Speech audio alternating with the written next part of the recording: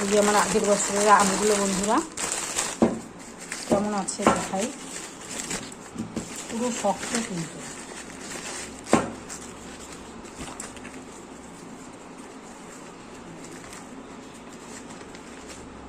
এগুলোকে জলে রেখে দিয়ে তারপরে খাওয়া যাবে এবং খেতে খুব মিষ্টি। আরও আছে,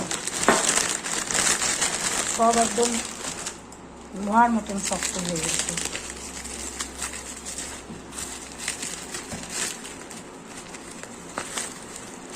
দেখুন বন্ধুরা, আপনারা এইভাবে করে দেখবেন বন্ধুরা। আমি যদি মিথ্যা কথা না সত্যি কথা বলি, নিজেরা না করলে তো বুঝবেন না, করে দেখবেন।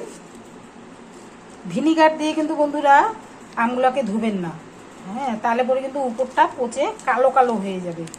শুধু প্লেন জল দিয়ে ধুয়ে ভালো করে মুছে ফ্যানের হাওয়ায় শুকিয়ে নিয়ে বাজার থেকে যে আমগুলো কিনে নিয়ে আসবেন, এনে এইভাবে পেপারের মধ্যে পেঁচিয়ে এরকম এই যে প্লাস্টিকের ক্যারি ব্যাগের মধ্যে রেখে দেবেন। 1 বছরের বেশি, মানে 1 বছরের পরে যে এই যে জুলাই মাস, আজকে 18 তারিখ, 19 তারিখ আজকে, এই এখনো পর্যন্ত এই আমার আমগুলো কিন্তু ভালো আছে।